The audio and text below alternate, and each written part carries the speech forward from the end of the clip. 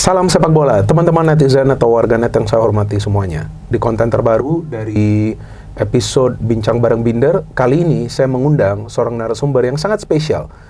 Karena narasumber ini adalah sosok yang biasa interview pemain-pemain keturunan Indonesia yang sekarang sudah menjadi bagian dari tim nasional Indonesia. Siapa lagi kalau bukan Yusa Nugraha? Welcome Yusa. Welcome, terima kasih Bung Binder. Ya, Apa kabar? Baik, terima kasih banyak. Anda Sama-sama. telah meluangkan waktu Anda untuk hadir. Harus mampir ke studio Bung. Di channel YouTube Triple B. Jadi saya mengikuti Yusa teman-teman sudah lama. Bahkan konten-konten yang dia upload, beberapa di antaranya saya nonton sampai full. Dan saya bisa mengatakan bahwa pada saat Yusa juga memberikan analisanya, analisa yang dia berikan sejauh ini adalah analisa yang objektif dan jujur, sesuai dengan fakta. Maka itu saya suka juga dengan Yusa, dan saya pernah mengatakan, tolong Yusa Anda jangan berubah, ya kan, Anda terus memberikan fakta dan data, dan juga menganalisa sesuai dengan kejadian di atas lapangan. Jadi teman-teman, tentu di episode kali ini, saya akan berbincang dengan Yusa tentang tim nasional Indonesia. Memang timnas kita baru saja dibantai oleh Australia, tapi bukan berarti kemudian kita harus menghujat para pemain sampai para pelatih ya, karena sebagai supporter, tugas utama kita adalah untuk mendukung, tapi memang pada saat kita melihat bahwa permainan dari timnas kita tidak sesuai dengan ekspektasi, ya wajar jika kita kritik, tapi kita tidak boleh kritik secara sarkas, apalagi juga menghujat dan juga sampai membuli para pemain atau juga para pelatih, ya kan? Itu betul. Ya, karena mereka berjuang bagi tim nasional Indonesia, dan pastilah mereka juga berjuang agar mempersembahkan yang terbaik bagi Indonesia. So Yusa, kemarin timnas Indonesia seperti yang tadi saya katakan, kalah dengan skor telak 5-1. Betul.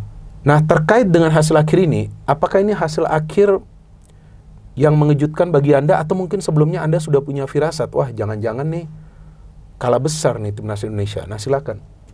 Ya dengan menurut aku dengan ya pemain-pemain yang saat ini ada di timnas, pemain-pemain kualitas, apalagi dengan ya pergantian pelatih yang baru aja ini juga terjadi, feelingku tentu aja positif, nggak ada feeling yang negatif, apalagi dengan Ole yang datang, terus dua pemain yang ya harus cepat bisa join timnas. Jadi aku pikir dengan semua hal ini positif lah hasilnya, jadi nggak ada yang bikin negatif. Tapi aku juga ya realistis aja, Australia juga langganan Pildun, mereka berada di top 25 kalau nggak salah dari seluruh dunia. Iya, betul. Jadi ya aku punya prediksi yang juga realistis, yang saat ini juga kita perlu adalah seri.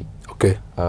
Nggak harus 3 poin. Jadi lawan Australia kemarin feelingnya seri. Oke. Jadi feeling yang realistis seri. Oke. Dan dengan hasil yang kemarin sudah terjadi 5-1, tentu saja terkejut, kaget. Karena ya itu nggak ada dalam pikiranku kalau kita bakal dibantai dengan skor 5-1 dengan pemain-pemain kualitas seperti sekarang ini. Jadi terkejut sih Bung, terkejut. Oke, saya juga terkejut. Saya bahkan sudah membuat kontennya semalam. Tapi selain terkejut, jujur saya sudah mengatakan ya secara offline juga ke beberapa kawan-kawan saya sejak tadi pagi, saya sangat sedih. Kenapa saya sedih Yusa? Karena menurut saya dengan seperti yang tadi Anda katakan, materi pemain ya, kemudian juga dengan pengalaman yang mereka sudah punya di beberapa pertandingan sebelumnya di round 3, meskipun nggak banyak, ya kan? Plus ditambah pemain baru. Ekspektasi saya sama dengan Anda, udah ambil aja 1 poin lah. Ya kan, ambil itu 1 poin, bawa balik ke tanah air, nanti lawan Bahrain all out. Kalaupun kalah, ya, tapi cara bermainnya masih rapi, dan kalahnya gak setelak ini, nah mungkin itu masih bisa diterima oleh mayoritas supporter. Tapi dengan kekalahan telak ini tentu kita semua ya wajar merasa sedih. Tapi selain juga hasil akhir ini, yang saya ingin tanyakan kepada Anda, pada saat line up keluar, pada saat starting line up dari timnas Indonesia itu keluar, bagaimana reaksi Anda? Apakah Anda mungkin tidak menyangka ada pemain yang dimainkan dari awal, atau mungkin Anda berharap seharusnya pemain ini yang bermain? Gak masalah, ini kan kita memberikan analisa ya teman-teman. Kita bukan menjudge, kita bukan menghakimi ya. Tapi apa reaksi Anda gitu? Apakah Anda mungkin, wah kok begini nih line up? Coba. Kalau sebelum match yang dimulai lawan Australia kan banyak juga yang beredar kalau apakah pakai 4 back atau 3 back. Nah kalau aku sendiri dari yang aku prediksi itu 4 back, karena kalau dari seorang Patrick Kluivert, dia juga pernah bermain di sepak bola Belanda, total football, dan di sana juga diterapkan mayoritas 4-3-3. Jadi ya aku prediksinya 4-3-3. Dan dari starting line-up-nya kemarin, yang mungkin aku sedikit kaget itu pemain Nathan yang dimainkan di posisi gelandang. Kalau yang lain Itses, Mace itu udah ya itu aku rasa backnya itu pemain-pemain terbaik yang timnas kita miliki saat ini ya. Terus kalau gelandang Tom Haye memang itu prediksi. Tapi kalau Nathan aku kira bakal mungkin Joe dipasang karena Joey juga prosesnya dipercepat. Jadi aku ekspektasinya dia bakal juga digunain di pertandingan melawan Australia. Dan habis itu ya Dean James bermain di sayap itu itu bisa ya karena dia posisi aslinya sebenarnya itu sayap. Baru 2 musim ini di Go Ahead itu bermain di posisi back kiri. Gitu. Jadi kalau Ole pasti jelas main. Jadi ya mungkin yang membuat aku terkejut Nathan yang mungkin dimainin, karena dari perkataan Coach Patrick yang dia bilang kalau pemain yang mendapatkan menit bermain di timnya, ya itulah pemain yang main di timnas Indonesia. Dan kita lihat kalau Nathan beberapa match ini, atau mungkin sejak tahun lalu ya? Iya, sejak Agustus. Tahun lalu itu baru, ya belum main lah sejak itu ya. Sejak itu belum main, jadi ya Nathan yang mungkin belum mendapatkan ritme permainan sejauh ini, itu kembali dipercayakan oleh Coach Patrick di pertandingan kemarin. Jadi mungkin Nathan aja. Nah bagaimana Anda melihat permainan dari Nathan? Kan dia kan dipilih ya dari awal. Saya juga kaget kenapa Nathan, masih ada Ivar Jenner, masih ada Joey ya. Tapi tentu itu adalah pilihan dari pelatih, ya kan? Tapi bagaimana Anda melihat permainan dari Nathan? Apa yang membuat dia, kalau menurut saya juga tidak nyetel dengan Tom Haye? Mungkin kalau kita lihat Nathan tuh dia pemainnya memang pekerja keras ya, disiplin. Dia mau coverage, distance-nya dalam midfield. Jadi nomor 8, nomor 6 dia bisa lah coverage. Tapi ya itu tadi, komunikasi adalah penting juga dalam sepak bola dalam match. Apalagi di posisi gelandang. Itulah motor atau brain-nya di suatu tim kan, Bung. Jadi kalau komunikasinya antara gelandang nggak bagus, ya kacau, hancur lah permainan tim kan. Dan itu yang kemarin ya Nathan sama Tom itu kurang style, kurang komunikasinya kurang bagus. Terjadinya juga blunder kan dari Tom, terus dari Nathan juga yang membuat permainan semakin jelek lah ya. Jadi Tom dan juga Nathan tidak bisa menjalankan perannya sebagai pemain yang bisa menjadi penghubung ke lini depan dan juga sebagai pemain yang sebetulnya bisa menyerap serangan dari para pemain tim lawan. Apa yang Anda melihat terjadi di lini tengah tersebut sehingga bisa dimanfaatkan oleh para pemain Australia? Aku rasa saat kita kan Australia di menit-menit awal mereka kan drop ke belakang, ke bawah. Di situ kita ya otomatis ke depan nyerang. Kita merasa harus menyerang kan. Dan 10 menit awal itu kita lakuin dengan baik, Bung. Betul. Menurutku itu kita bermain sangat bagus, dapatkan beberapa chance dari Bang Jay, corner, habis itu juga penalti. Tapi setelah 10 menit itu mereka Australia merasa kalau ya Indonesia emang menyerang nih. Kita harus juga memanfaatkan balik, yaitu counter. Karena saat mereka menyerang, counter itu opsi yang ya paling bagus lah ya. Dan saat itu Australia memanfaatkan itu counter. Terus dari kesalahan-kesalahan dari gelandang yaitu Tom sama Nathan, terjadinya penalti, terjadinya gol kedua dari Tom. Dan habis itu saat kita pressing lawan, itu aku lihat lini penyerangnya nih, misal lini penyerangnya pressing. Nah, lini gelandang kita, lini tengah kita itu masih ada gap antara lini penyerang sama gelandang. Artinya dari penyerang antara penyerang ke tengah Itu yang Anda melihat ada gap? Ada gap yang kemarin aku lihat. Jadi disitulah timnas Australia bisa bisa lolos dari pressingnya kita gitu. Dari situ mereka counter, terjadinya gol-gol tersebut. Gitu. Oke, tadi Yusa sempat mengatakan bahwa Yusa sudah prediksi bahwa formasinya nih akan 4-3-3 ya kan. Kalau saya feeling sebelumnya ya 3 back, 3-4-3 atau 3-5-2. Oke lah, itu kan saya juga katakan di konten saya bahwa itu adalah pilihan dari pelatih lah. Ya, mau formasi apapun, mau 4-3-3, 3-5-2, 3-4-3. Betul. Termasuk pilihan pemainnya ya kan. Baru ketahuan kan setelah bermain. Tapi tadi Anda juga sempat mengatakan bahwa ya total football tuh biasanya pakai formasi 4-3-3. Betul. Apakah permainan dari timnas kemarin itu adalah permainan total football di 10 menit awal? Total football kan sebenarnya itu permainan yang dari build up, prosesnya juga melewati lini tengah, habis itu baru dari tengah ke attack, dan memang lebih attack sih. Total football atau 4-3-3 lah, formasi 4-3-3 itu memang lebih attack kan. Dan itu memang yang di 10 menit awal kita lihat kan lebih attack. Tapi dari pengalamanku sendiri di semua klub yang aku bermain di Belanda dan juga bermain dengan 4-3-3 total football, kita juga walaupun kita menyerang, kita harus perhatikan juga bertahan juga. Selain bertahan kan ada 4 fase kan, bertahan, menyerang, habis itu transisi negatif, transisi positif. Dan itu yang kemarin dari kita transisi negatif dan positifnya itu kurang atau belum lihat lah. Jadi saat kita menyerang dapat counter, transisi negatifnya yang kurang. Jadi kita terlambat. Habis itu transisinya pas kita dapatkan bola, transisi positifnya juga harusnya cepat kan, lambat juga gitu. Jadi itu yang mungkin kurang kemarin. Oke, selain itu juga Yusa yang saya perhatikan, mungkin juga saya keliru.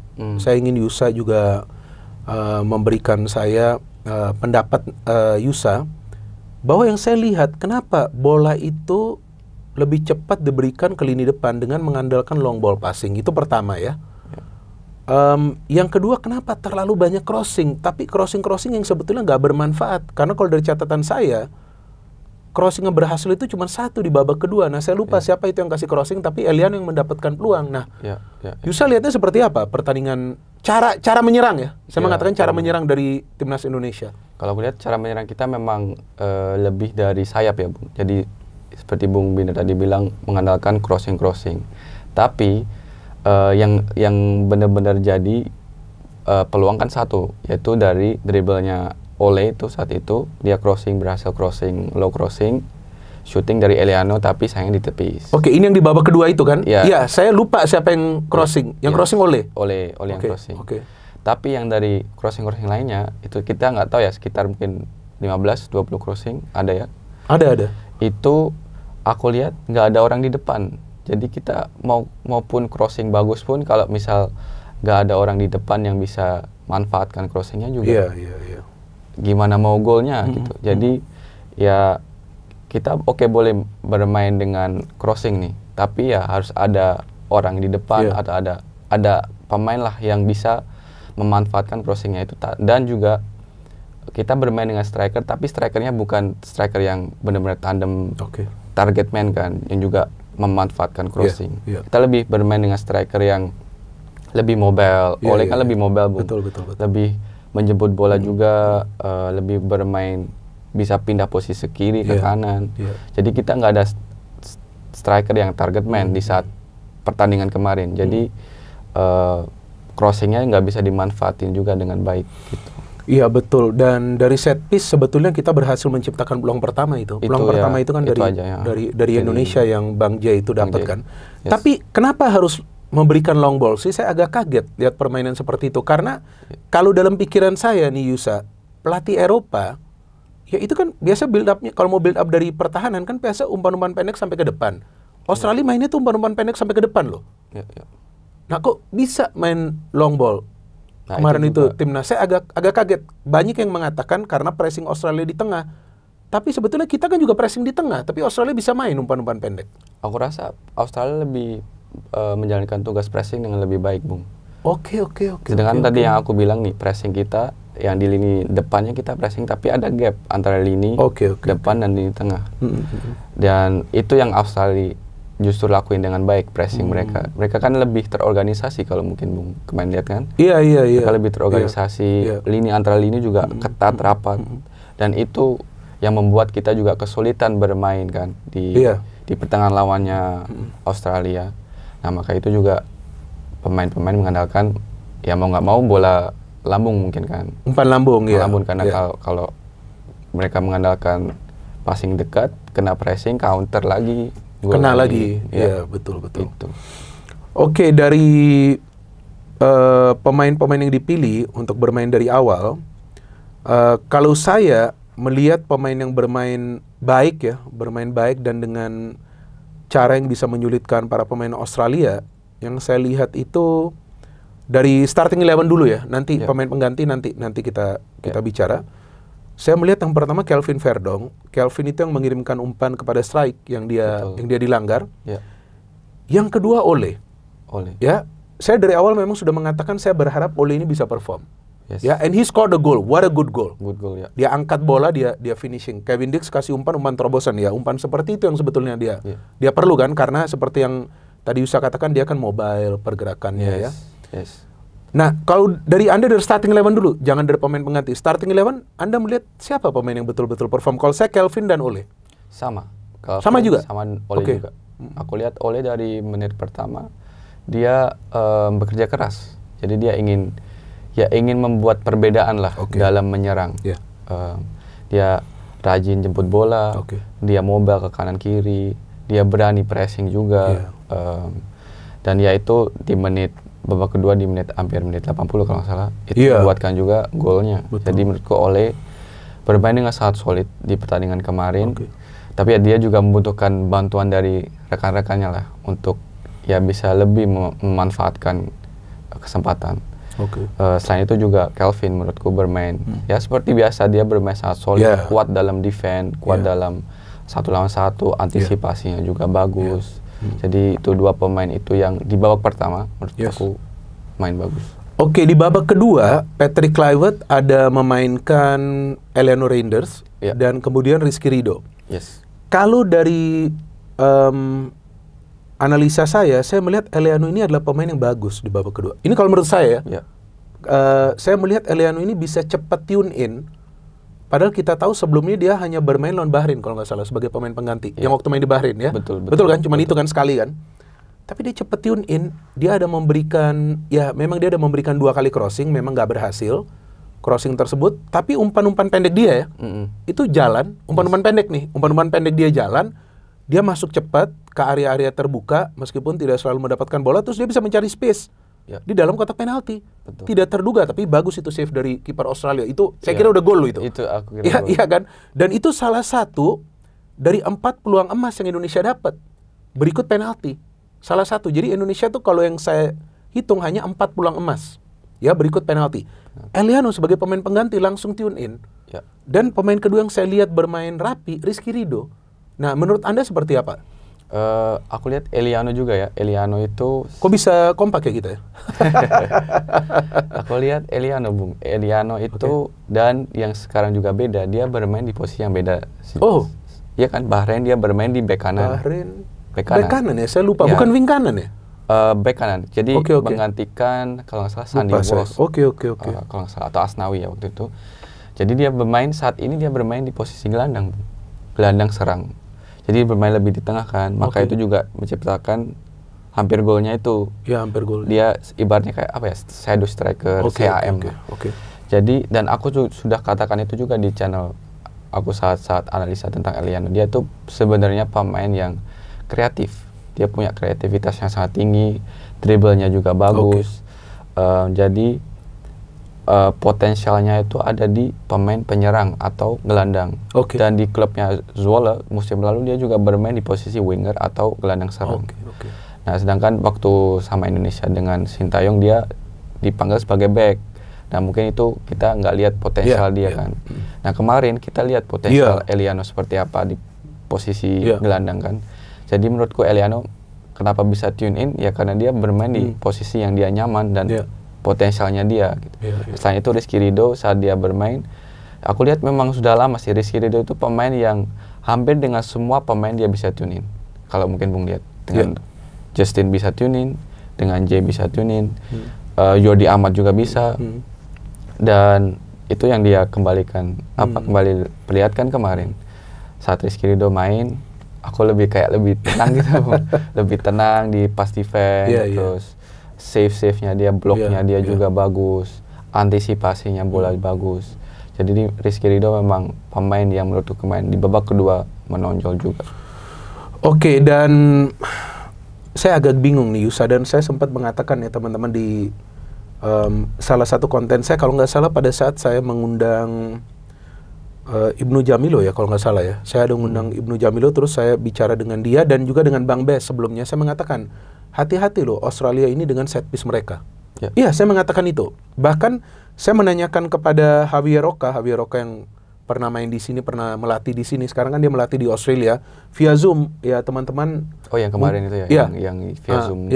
Yang via Zoom dia di Australia kan. Bahkan saya menanyakan kepada dia bahwa saya cek Australia itu di dia punya staf kepelatihan ada 8 orang. Tapi saya tidak melihat dia ada set piece coach. Saya tanya ke Roca, ada gak nih dia set piece coach? Menurut Roca ada mereka. Ada ya. Iya, dan ternyata saya bilang, iya nih kayaknya bahaya nih Australia dari set piece. Karena mereka set piece-nya terukur. Bahkan waktu main di GBK 2-3 peluang tuh dari corner. Dari set piece. Ternyata kemarin mereka mencetak 2 gol dari set piece. Ini apakah pemain kita gak belajar bahwa Australia juga, atau apakah Patrick Kluivert dan asistennya nggak menganalisa bahwa Australia juga punya kemampuan untuk mencetak gol dari set piece dan akan sangat berbahaya. 2 gol loh dari corner. Kalau secara taktik, aku pikir Coach Patrick sudah mempelajari itu juga dan beri tugas ke pemain-pemainnya siapa yang harus jaga siapa gitu. Tapi kan kembali lagi di lapangan kan yang menjalankan pemain. Jadi apapun di lapangan bisa terjadi. Orang yang kita pikir dia bakal lari menuju gawang, dia bisa juga stay menunggu di zona gitu. Jadi walaupun mungkin udah ada taktik atau udah ada strategi yang Coach Patrick berikan ke pemain, tapi yang terjadi di lapangan juga pemain yang tahu. Jadi menurutku kalau set piece itu antara individu pemain nih. Kamu jaga ini jangan sampai lewat, atau kita mereka yang set piece pertama mungkin mereka menunggu di zona, kita harus gimana nih, harus man to man atau harus menunggu di zona. Jadi itu kalau set piece dari pemainnya sendiri juga, individu mereka. Jadi komunikasinya juga yang harus penting, bagus. Iya, karena bagi saya agak kaget karena kemasukan 2 gol itu dari corner yang diambil dari tempat yang sama. Iya kan, dari sebelah kiri sana. Dari sebelah kirinya Martin Pas. Bedanya yang satu ke tiang jauh, yang satu ke tiang dekat. Jadi saya ingat waktu yang ke tiang jauh itu lawan Bahrain juga begitu. Gol penyama kedudukan dari Bahrain kan. Pada saat gak ada yang menjaga di tiang 2. Nah artinya set piece improvement kita dalam antisipasi harus lebih baik dong. Ini menjadi PR juga dong bagi pelatih baru kita. Kalau nggak salah juga 2 set piece itu kita man to man juga kan menjaganya. Kayaknya man to man, tapi kok tiba-tiba bisa lolos. Jadi man to man tapi lolos. Nah itu yang kita harus perbaiki. Apakah harus mungkin zona? Zona juga bisa menjadi solusi zona, atau kalau kita man to man jangan lolos. Iya benar juga. Iya karena Nathan juga melakukan pelanggaran pada saat memang dia man to man. Waktu man to man itu yang dapat penalti itu. Dan saya agak kecewa juga dengan permainan Ramadan Sananta yang masuk di babak kedua. Ya kan, sebagai pemain yang dimainkan, diberikan menit bermain, salah satu pemain yang kita tahu bermain di kompetisi domestik. Saya agak bingung kenapa kok kesulitan ya para pemain kita yang bermain di kompetisi domestik ini untuk bisa bermain pada saat diberikan menit bermain. Bahkan ada satu tendangan dia melenceng, ada sekali juga dia terlambat memberikan umpan. Nah, Anda melihat apa kesulitan yang mungkin saja yang dihadapi oleh Ramadan Sananta sebagai pemain pengganti yang tidak bermain seperti biasanya?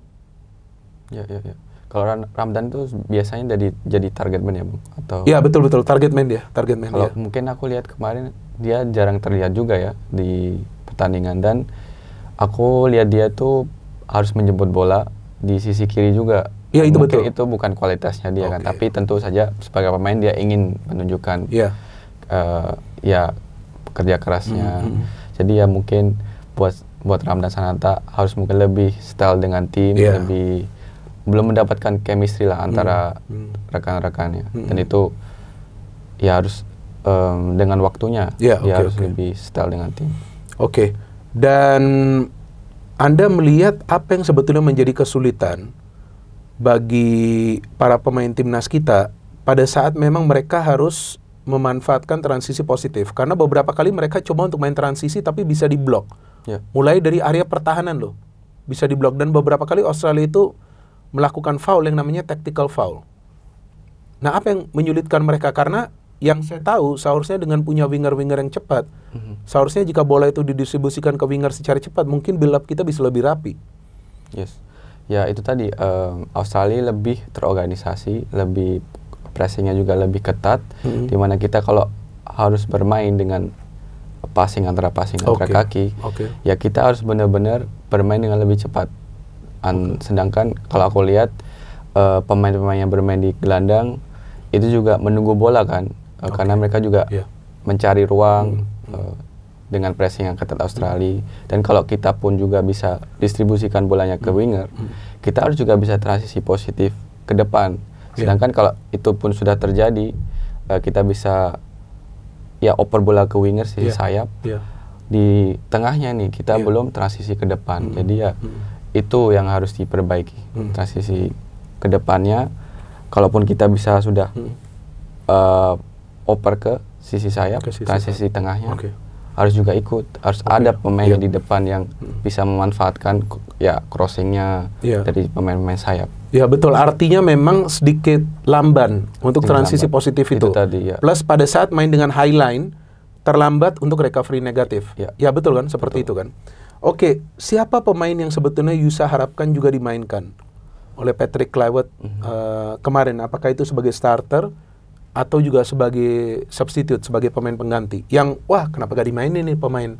Kan mungkin ada pemikiran seperti itu kan? Aku rasa Joey mungkin ya, Bung. Sama, saya juga begitu. Kenapa kita kompak hari ini?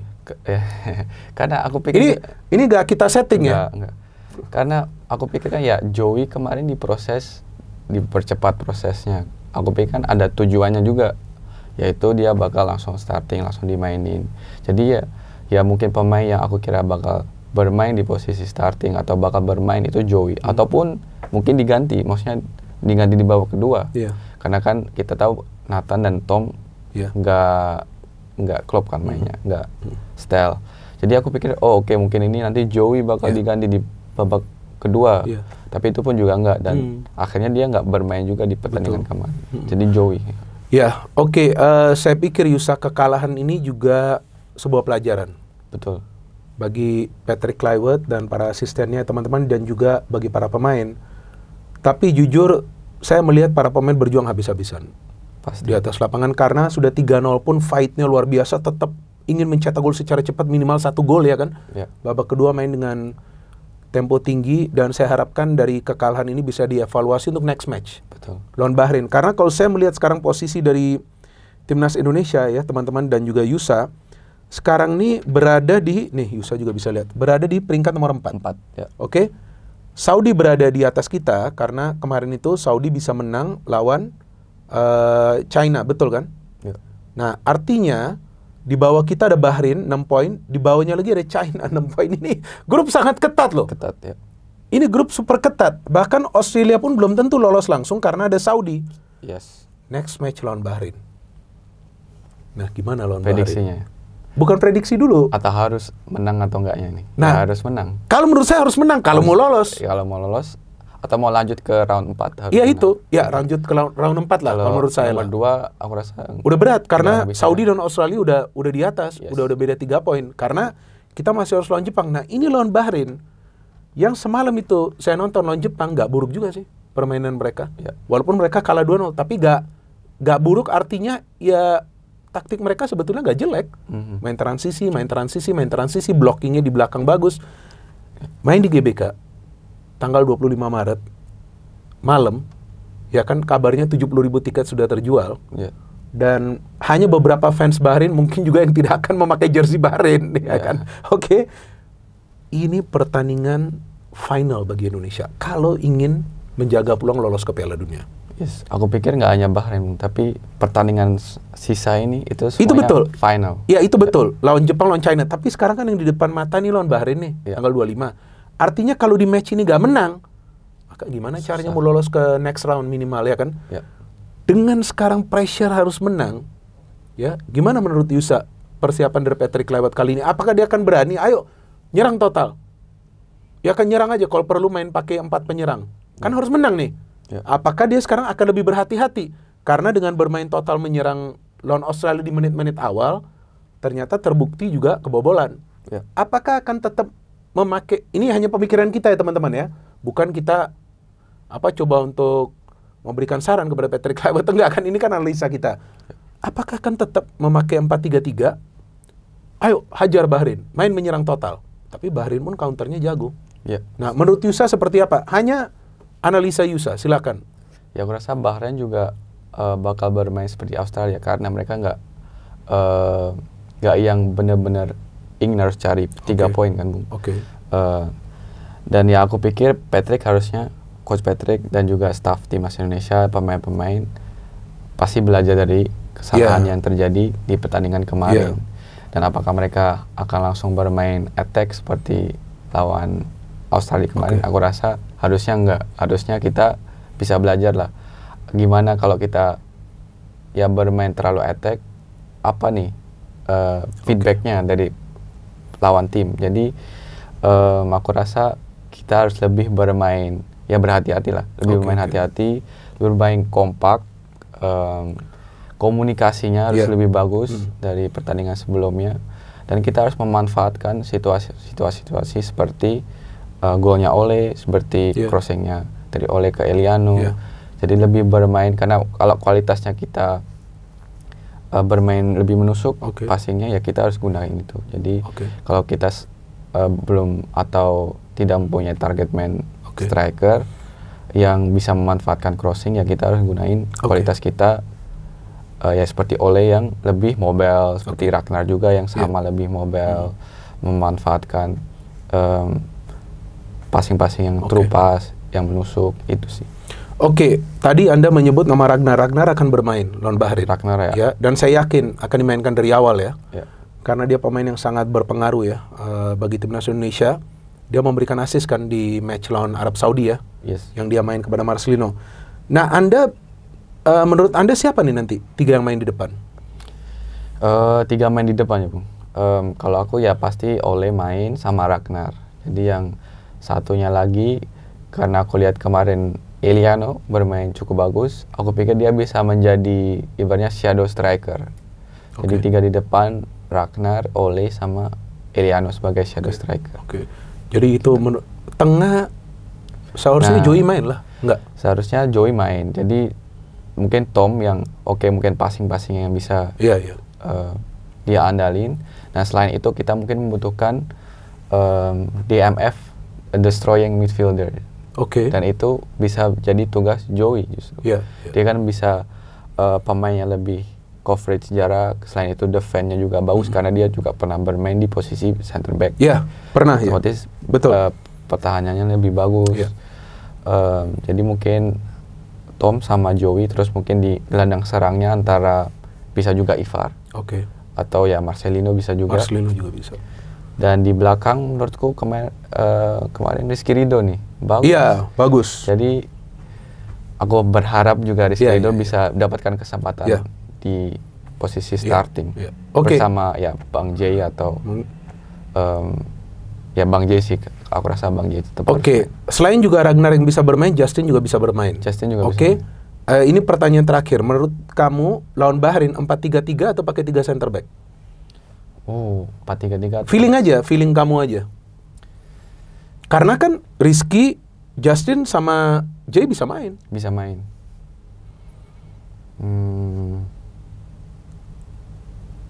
Feelingku tetap Coach Patrick bakal tetap 4-3-3. Ya, karena memang sepertinya dia ingin memakai formasi itu. Dengan strategi yang nanti dia pilih, dan saya pikir teman-teman itu adalah hak prerogatif dari pelatih. Ya kan? Dan memang ketahuannya nanti berhasil atau enggak setelah pertandingan. Ya kan, kalau awalnya kan memang dia akan mencoba.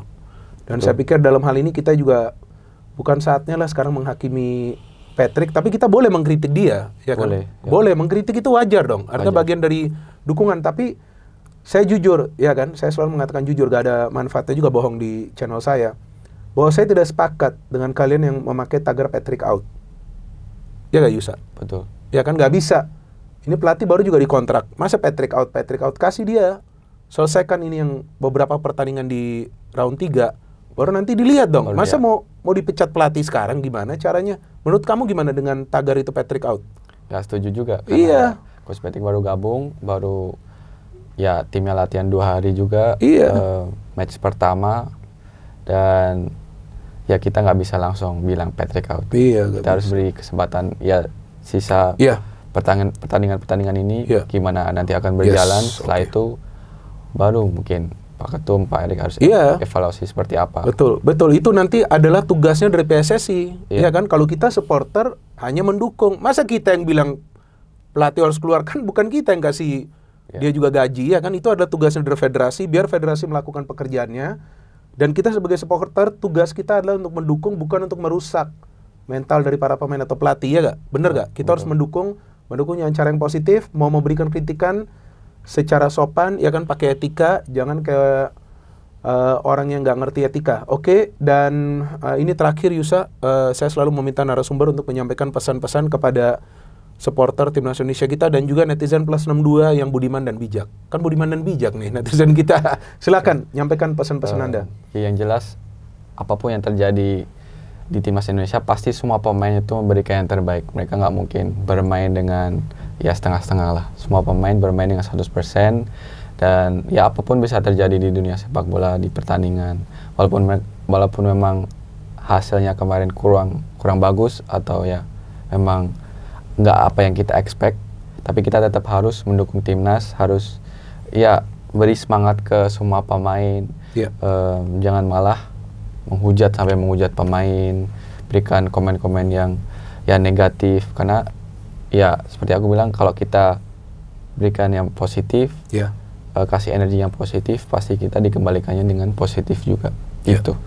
Oke, terima kasih banyak Yusa untuk waktunya, kurang Siap. lebih 35 menitan. Tapi sebelum kita closing, saya ingin Anda juga ikut saya, ya kan, dengan slogan channel ini. Ya kan? Oke, boleh. kamu ikut, no hate, No hate, no politics, no politics, only football, only football. salam sepak bola. Salam sepak bola. Mantap. Mantap.